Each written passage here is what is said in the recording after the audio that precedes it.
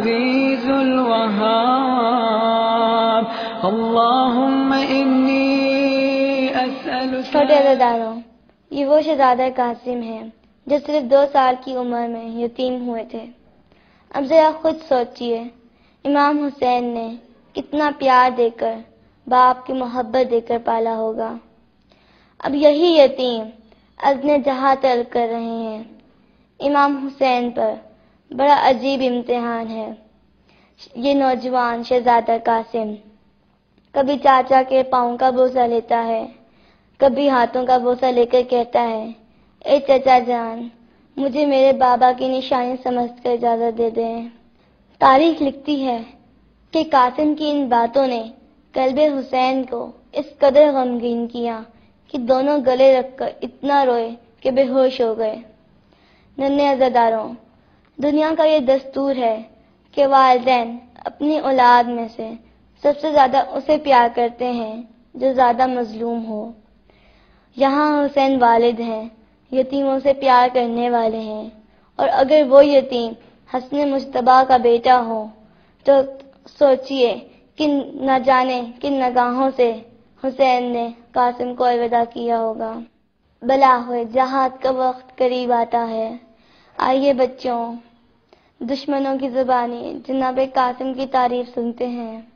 دشمن کہتا ہے کہ جب ایک نوجوان میدان کارزار میں داخل ہوا تو اس کا چہرہ چاند کی طرح چمک رہا تھا.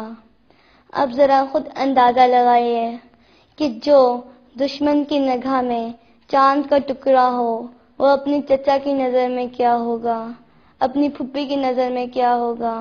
وہ کم سے نوجوان جس کے سر پر عمامہ ہے، جس کے پاس کوئی زرہ نہ تھی، لیکن افسوس اس بے زرہ بچے مجاہد پر اتنے تیر برسائے گئے کہ ان تیروں میں سے ایک تیر ایک بڑے انسان کی موت کے لیے کافی ہے. مگر افسوس جناب قاسم کے نازک بدن پر 35 تیر پیوستہ ہوئے.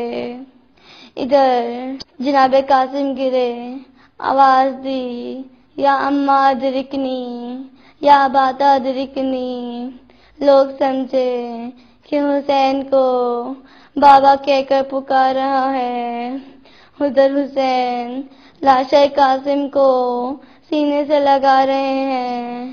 چاہا کہ خیمہ کی طرف لے کے جائیں، لیکن کم سن کا لاشا پامالی کی وجہ سے اتنا طولانی ہو گیا تھا کہ لاش زمین پر لگ رہی تھی. اے پرسہ دینے والوں، کربلا میں کچھ جسم پامال ہوئے، لیکن ان میں سے کچھ جسم ایسے تھے جو پامالی کے بعد ان کی ماؤں کے سامنے ان کے سروں کو بدن سے جدا کر دیا گیا تھا. ان میں سے جناب علی اصغر کے سر کو رباب کے سامنے جدا کر دیا، اور نہ محبت کے سر ہیں جو زینب کے سامنے جدا کیے گئے. جناب قاسم کا سر ہے جو میں فروا کے سامنے جدا ہوا. ننھے عزاداروں، آپ جانتے ہیں کہ شب عاشور جب تمام شہیدوں کو اپنے مقام دکھائے جا رہے تھے تو پچھلی صف میں سے ایک بچہ اٹھا اور کہنے لگا، چچا جان، کیا کل شہیدوں میں میرا نام بھی ہے؟ امام حسین نے کہا، بیٹا تمہیں موت کیسی لگتی ہے؟ بچہ کہنے لگا، چچا جان، مجھے موت شہد سے بھی زیادہ میٹھی لگتی ہے.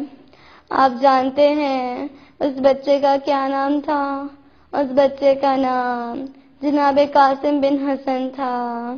ننھے عزاداروں، جناب حسن کے اس لال نے بھی اپنے باپ کی نیابت میں روز عاشور شہادت کی ایک المناک داستان قلم بند کی ہے.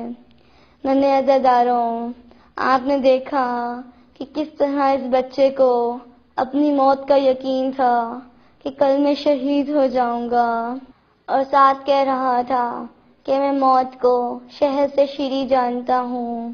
یہ سب اس تربیت کا اثر ہے جو فروا نے اپنے لال کو شہادت کے لیے تیار کرتے ہوئے کہا تھا اور فرمایا تھا کہ بیٹا کل جب شہادتوں کی داستان قلم بند ہو تو مجھے شرمندہ نہ کرنا۔